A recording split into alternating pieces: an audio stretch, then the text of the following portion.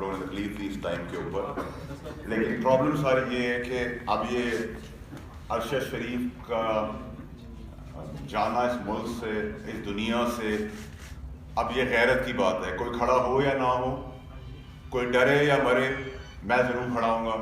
میرا وہ دوست بھی تھا، میرا میزبان بھی تھا، اور میرا بہت پیارا دوست تھا. اور اس کی جو شہادت ہوئی ہے وہ ایک ایکسیڈنٹ نہیں ہے. میں آپ کو ساری وہ تفصیلیں بتاؤں گا، اور آنے والے دنوں میں بھی بہت کچھ بتاتا رہوں گا، کیونکہ اب میں نہیں رکوں گا. اگر ارشد شریف کو گولی لگ سکتی ہے تو گولی پھر کسی کو بھی لگ سکتی ہے، آپ کو، مجھے بھی لگ سکتی ہے، لیکن موت کا تعین اللہ نے کیا ہے. نمبر 1، ارشد شریف کا قتل ہوا ہے جس کی سازش پاکستان میں ہوئی.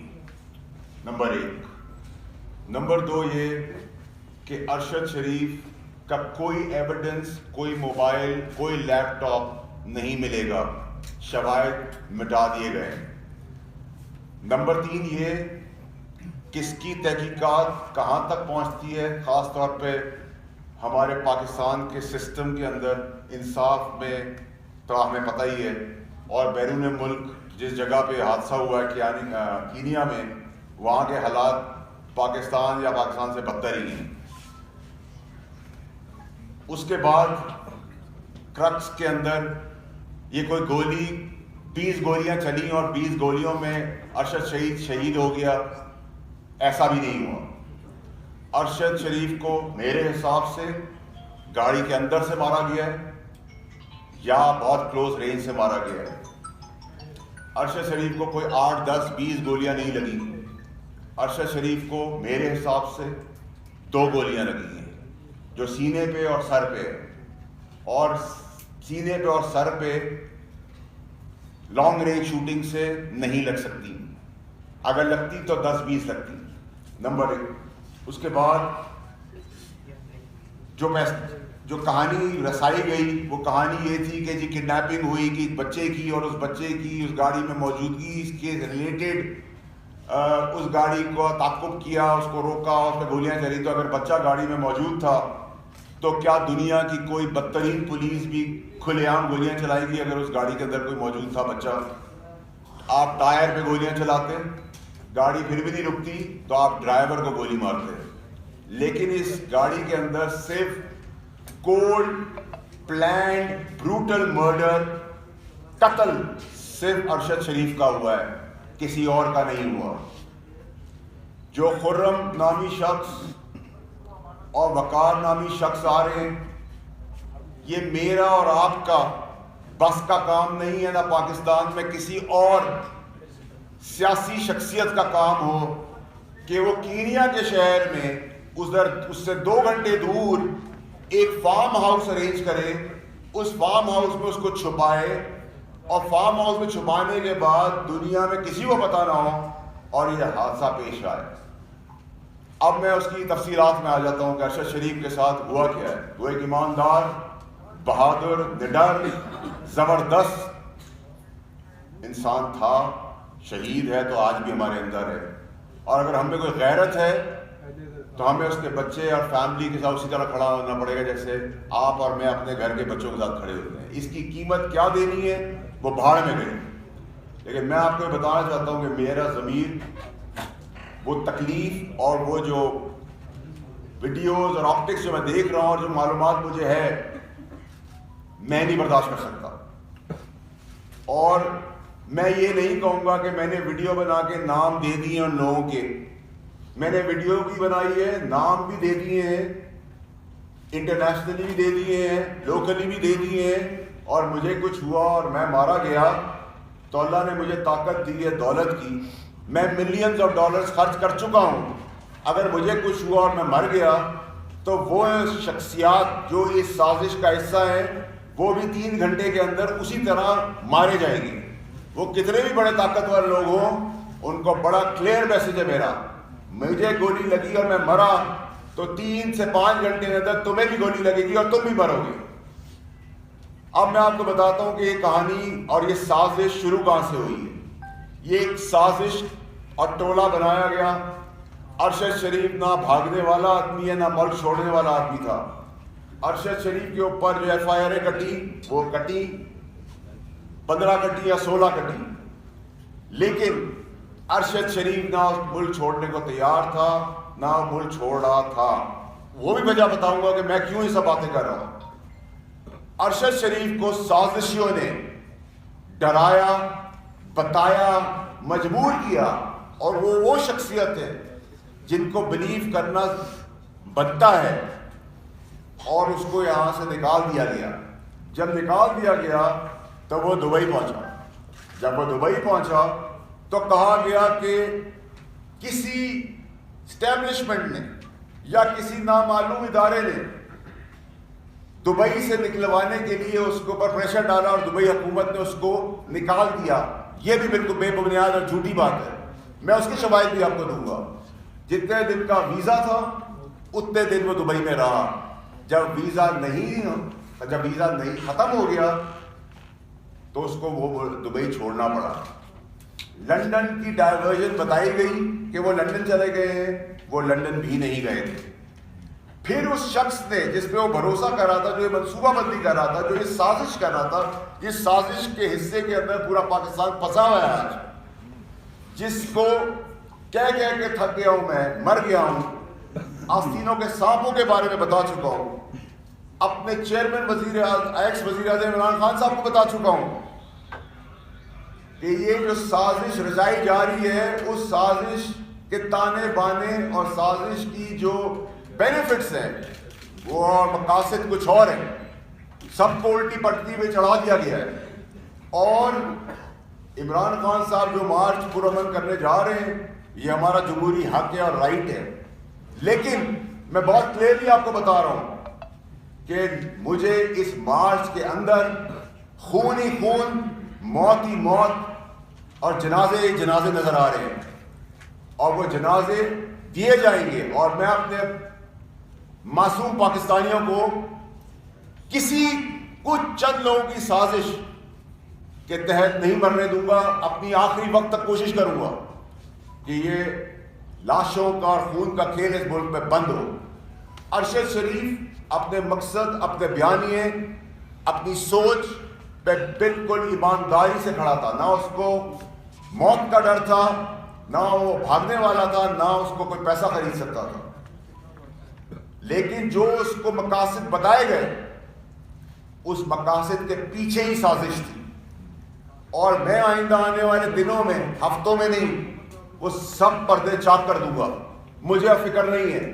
میں اپنے گھر والوں کو، اپنے بیوی بچے اور اپنے ماں باپ کو بتا کے آیا ہوں کہ اگر مجھے کچھ ہو گیا تو تحفے میں ان کی لاشیں بھی ملیں گی. یہ میرا وعدہ ہے. یہ میں حلف پہ آپ کو کہہ رہا ہوں، اور میں آپ کو کر کے بتاؤں گا میں رہوں یا نہ رہوں. ارشد شریف کو دبئی سے کوئی عام آدمی کینیا نہیں بھجوا سکتا تھا. کینیا کیوں چوز کیا گیا؟ کینیا میں اس کو کس نے چھپایا؟ کینیا کے اندر کس سے وہ رابطوں میں رہا؟ کینیا میں وہ کیا کرتا رہا؟ اس کے پس پردہ وہ منصوبہ بندی والے لوگ ہیں، وہ سازشی لوگ ہیں، وہ بے ایمان لوگ ہیں. وہ لوگ ہیں جو ملک کو توڑنا چاہتے ہیں، جو میری پارٹی کو نقصان دینا چاہتے ہیں، جو اس سیاست کو نقصان دینا چاہتے ہیں، اور اپنی خواہشات، اپنے انٹرسٹ کے لیے لوگوں کو مروانے پہ تلے ہوئے. یہ کولڈ بلڈڈ پلانڈ مرڈر ہے. اس کو کوئی یہ ڈرامے بازی کا نقشہ نہ دے کہ ایک جگہ پہ ہاتھ دیا اور پولیس وہ نہیں رکی تو گولیاں چل گئی. سب ڈرامہ ہے، سب جھوٹ ہے. میں آپ کو دعوے سے کہہ رہا ہوں کہ نہ کوئی موبائل فون ملے گا، نہ کوئی لیپ ٹاپ ملے گا، نہ کوئی شواہد ملے گا، نہ کوئی ثبوت ملے گی، اور نہ ہی کوئی انصاف. اس ملک میں تو آپ انصاف کی بات کر ہی نہیں سکتے. اب آ جائیں آپ مارچ کے اوپر. مارچ کے اندر بھی لاشیں دی جائیں گی، خون دیا جائے گا، بے گناہ لوگوں کا، امپورٹنٹ لوگوں کا، کسی قسم کا بھی چیز. ابھی کسی وقت بہت کچھ ہو سکتا ہے، کیونکہ منصوبہ بندی کچھ اور ہے. اسٹیبلشمنٹ کو ارشد شریف کے کیس کے اندر، ارشد شریف اسٹیبلشمنٹ سے رابطے میں تھا. ارشد شریف آنے کو تیار تھا. ارشد شریف کے اوپر کوئی ایسا ایشو نہیں تھا، لیکن جنہوں نے اس کو جس مقاصد اور جس سازش کے تحت اس کی اپنی سوچ کے اوپر اس کو برین واش کیا، وہ اپنے مقصد کو ایمانداری سے نبھا رہا تھا. اس کو جو صحیح لگ رہا تھا وہ کر رہا تھا، جو اس کو غلط لگ رہا تھا وہ اس کو بتا رہا تھا، لیکن پس منظر ایسا کچھ نہیں تھا. یہ ایسی بات ہے کہ اگر میرا چیئرمین مجھے کوئی بات بتا رہا ہے تو میں 99% اس پہ یقین کروں گا. تو ایسے ہی وہ لوگ تھے جو اس سازشی بیانیے کے ساتھ سازش کو اور ملک کو سازش کے اس کٹارے میں لے گئے جہاں ابھی ایک آدمی شہید ہوا ہے، ابھی اور بہت ساری لاشیں گر رہی ہیں اور گریں گی. یہ میں آپ کو بھی کہہ رہا ہوں. اس کے علاوہ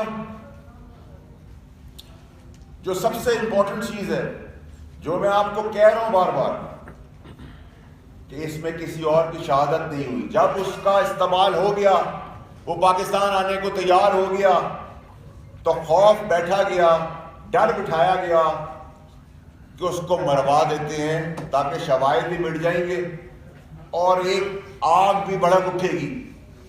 لیکن انسان سوچتا کچھ اور ہے اور اللہ تعالیٰ کرتا کچھ اور ہے. آپ یہ سب باتیں آپ یہ پوچھیں گے مجھ سے کہ یہ سب باتیں مجھے کیسے پتہ ہے اور کیوں پتہ ہے اور کہاں سے مجھے یہ باتیں آ رہی ہیں. جب ارشد شریف اس ملک سے گیا ہے اس دن سے لے کر آخری دنوں تک میں ارشد شریف کے ساتھ رابطے میں تھا اور میرا فون اویلیبل ہے دنیا کی کسی جگہ پہ بھی فورینزک کے لیے کہ میں سچ بول رہا ہوں یا جھوٹ بول رہا ہوں. ویسے تو بہت ساری جگہوں پہ بغیر چھان بین کے مجھے جھوٹا کہہ دیا جاتا ہے بغیر چھان بین کے، اور یہی اس ملک کا المی ہے. اس کے علاوہ یہ صرف اور صرف ایک اور چیز تک نہیں ہے. یہ جو پوری کہانی ہے اس کہانی کے مقاصد ابھی پورے حاصل نہیں ہوئے ہیں. اس کے مقاصد میں ہم جو ایک جائز مارچ کرنے کی پرامن کی بات کر رہے ہیں جو معظم ممالک میں ہوتا ہے، لیکن اس مارچ کے نیریٹو کی آڑ میں جو ایکچول سازش رچائی گئی ہے، جو ایکچول گیم کھیلی جا رہی ہے، جو چھپن چھپائی کا کھیل چل رہا ہے، اللہ کا احسان ہے میں اس کاروباری گھر سے ہوں جس کے تعلقات بینک کے پریزیڈنٹ سے لے کر اداروں سے لے کے محکموں سے لے کر پاکستان اور انٹرنیشنلی بھی کنیکٹڈ ہوں. میں کوئی سڑک پہ چلتا ہوا آدمی نہیں ہوں یا سیاست میں آگے دو پیسے کما کے بات کرنے والا آدمی نہیں ہوں. میرا فون فورینزک کے لیے تیار ہے. میں ارشد شریف کے ساتھ کانٹیکٹ میں تھا، ارشد شریف میرے ساتھ کانٹیکٹ میں تھا. اس کی گواہی ARY کے کچھ لوگ اگر ان کو اپنی زندگی کا ڈر و خوف نہیں ہوا تو وہ بھی دیں گے کیونکہ ان میں سے بھی میرے کچھ دوست ہیں.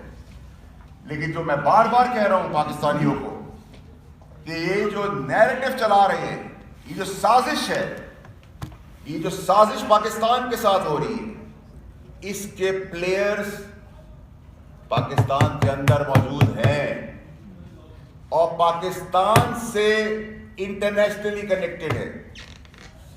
لیکن یہ وہ سازش نہیں ہے جو سازش میں اور آپ ایس پاکستانی سمجھ رہے ہیں. میں پھر آپ کو بتانا چاہتا ہوں کہ ارشد شریف کا قتل ہوا ہے. فورینزک کیا بتاتی ہے؟ یہاں تو بہت سارے فورینزک چینج بھی ہو جاتے ہیں، شواہد بھی چینج ہو جاتے ہیں، اور وہاں سے شواہد مٹ کے آئے ہیں کیونکہ میرا بھائی ہے، میرا دوست ہے، میرا میزبان ہے، میرا اس کا گھر کا تعلق تھا کہ جس تکلیف میں جب وہ یہاں سے نکلا تو اس ٹائم پہ بھی اس کا بھروسہ مجھ پہ تھا اور میں اس کے لیے اتنا ہی پریشان تھا اور اپنی مدد اور کوشش کر رہا تھا، اور کوئی خطرہ اس کو کسی قسم کا یہاں سے نہیں تھا. یہاں کی اسٹیبلشمنٹ جس کا ہم روز نعرہ دیتے ہیں اور بات کرتے ہیں، اس کا ارشد شریف کے ساتھ ایک پازیٹیو تعلق تھا. وہ رابطے میں تھے اور میں اس رابطوں کے حصوں کا حصہ بھی ہوں. کیونکہ میں اور باقی جگہوں پہ بھی اپنی پارٹی، اپنے چیئرمین، اپنے ملک اور اس کی سیاست کے اندر جو کردار چھوٹا موٹا ادا کر سکتا ہوں وہ بھی کر رہا ہوں، اور رات کے اندھیرے میں نہیں کر رہا۔ عمران خان صاحب کو بھی اس بات کا پتہ ہے، جن سے ملتا ہوں ان کو بھی پتہ ہے، جن سے بات کرتا ہوں سرعام کرتا ہوں، کسی کے باپ سے نہیں میں ڈرتا۔ اور جو طاقتور شخصیات اس سازش کا حصہ ہیں وہ مجھ سے دور نہیں ہیں، اور میں صرف زبانی نہیں بتاؤں گا، میں پھر جب بتانے پہ آؤں گا تو اس ملک کا نظام، اس ملک کا ریولوشن جو میرے چیئرمین عمران خان نے مجھے سکھایا ہے کہ حق اور سچ پہ کھڑے ہو، تو میں آج حق اور سچ پہ ارشد شریف کے ساتھ کھڑا ہوں اور کھڑا رہوں گا، اور ان پاکستانیوں کے ساتھ بھی کھڑا رہوں گا جو اگلے کچھ دنوں میں مرنے والے ہیں۔ وہ کسی کے باپ ہیں، کسی کے بچے ہیں، کسی کے بھائی ہیں، کسی کے بیٹے ہیں، اور ان میں سے ہم سب میں سے بھی وہ لوگ ہو سکتے ہیں۔ امپورٹنٹ شخصیات اور کئی لاشیں آئندہ آنے والے دنوں میں گرنے والی ہیں۔ وہ مارچ کی آڑ میں گرے گی، وہ اس سے پہلے گرے گی، کیونکہ اس کو ڈائیورٹ کرنا ہے، ایک ایسے کیوس تک لے جانا ہے کہ ہمیں لگے کہ کالے کو ہم سفید دیکھنا شروع ہو جائیں۔ کالا کالا ہے، سفید سفید ہے، پاکستانی قوم کالے کو سفید مان گئی ہے، اور میں یہ چیز برداشت نہیں کر سکتا، اور لوگوں کو پتہ ہے، اور میرے سارے تمام میڈیا کے بہت پرانے دوست بھی یہاں بیٹھے ہوئے ہیں، ان کو پتہ ہے میں دوستی اور دشمنی آخری وقت تک نبھانا جانتا ہوں۔